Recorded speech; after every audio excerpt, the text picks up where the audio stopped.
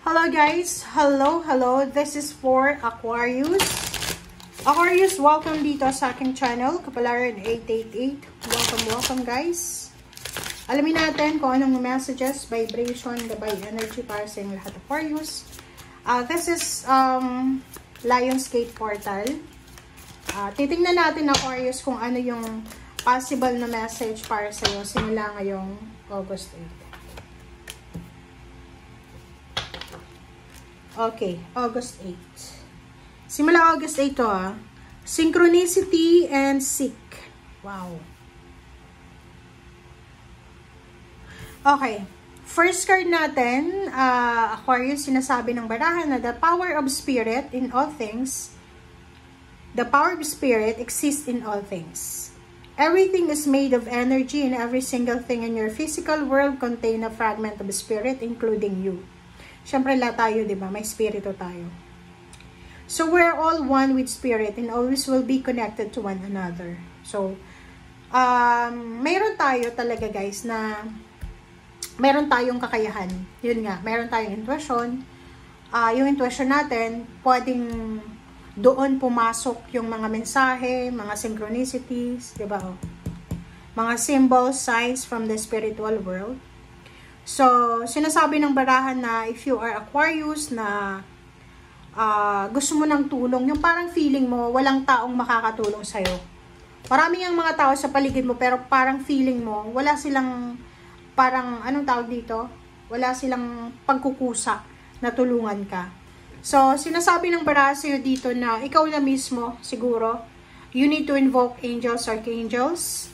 You need to pray to God kung ano yung mga kailangan mo. Okay? Kasi hindi naman, kahit sa Bible natin, we need to seek, we need to ask help. Okay? Okay.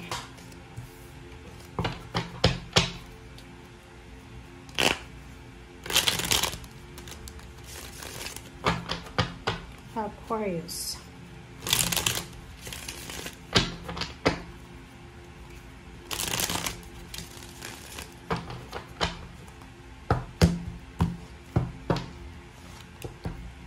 Okay, 3, the Empress. The Empress, Knight of Cups. Okay, sorry. Patience, Temperance. Okay. Queen of Swords. 3 of Pentacles. OMG, guys. Aquarius. Comment down below if you resonated, ha. Okay, Aquarius, sa ilalim mo dito, this is future. Okay, so nakikita ko sir dito na simula August 8, ay yung focus mo, Aquarius, is all about future. Yung wala kang pakialam sa kasalukuyan, basta ang gusto mo is forward movement ka na. Maybe you're pregnant, babae ka ba? Mag-comment ka nga sa comment sections talaga. Mag-comment ka, guys. Babae ka ba na Aquarius? Are you pregnant? Are you expecting a baby? Are you planning to become pregnant? Or nanganak ka na? Plano mong magnegosyo? Plano mong mag-travel abroad? Plano mong bumili ng bahay, lupa, sasakyan?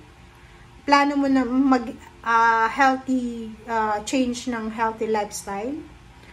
Ano bang plano mo? Mag-comment ka. Kasi eto, this is a promise of new beginnings eh. So, sinasabi ng baraha sa'yo na simula August 8, maraming magbabago sa buhay mo. Okay? There's new beginnings. Promise of new beginnings yun eh. Nakikita ko sa'yo dito, maybe you're waiting for help, pero walang nagbibigay sa'yo ng tulong.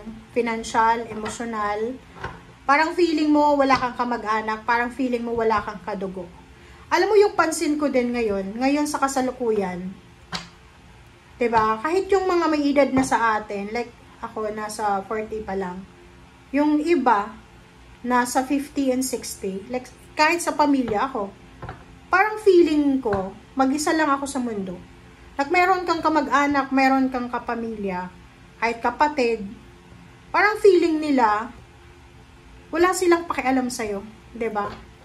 Sa panahon ngayon, hindi natin maasahan yung kadugo natin. Lalo pag nalaman nilang nagsasuffer ka, may problema ka, mas lalo pa silang magiging masaya, di ba? Yung instead na tutulungan ka, chismis ka pa. Wow! So, dito sa'yo, sinasabi ng baraha, be patient. Kasi kung wala kang makukuhang tulong galing sa kapamilya mo, kadugo mo, mayroong dyan na ibang tao na pwedeng makatulong sa'yo. Maghintay ka lamang. Judgment. So, sinasabi ng baraha sa'yo na kailangan mo daw na umalis sa comfort zone mo. Kung talagang gusto mong magbago yung buhay mo and nakafocus ka sa future, kung stagnant ka na dyan, kung suffocated ka na dyan sa situation mo, you need to move. Okay? Kailangan mo nag-movement. Nakikita ko sir dito, meron kang pinaplanong business. Maybe may pinaplano kang pagpapakasal or business or kung ano man to na collaboration or maybe gusto mong mag-aral. Kaso lang, mayroon dito yung Capricorn So maybe totoong Capricorn siya or maybe other zodiac signs na kumukontra sa'yo. Maybe asawa mo, boyfriend, girlfriend, magulang, kinokontra nila kung ano yung gusto mo. Like gusto mong magpakasal. And isa kang breadwinner. Alam ng magulang mo siguro na mawawala na sila ng suporta once nagpakasal ka, nabuntis ka, magkakaanak ka. So, pwedeng hindi sila pabor sa pagpapakasal. Hindi sila pabor sa taong papakasalan mo.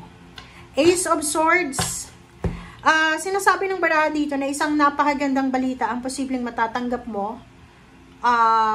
This is family news. So, may good news ang family mo na posibleng matatanggap mo na pwedeng, yun, magdala sa'yo ng kaligayahan. Yan nga, there's another baby coming. May celebration. It's either, ano ba to? Housewarming, house blessing. Merong magdi-despedida party or mag-welcome party. Tingnan mo. Kita mo ba?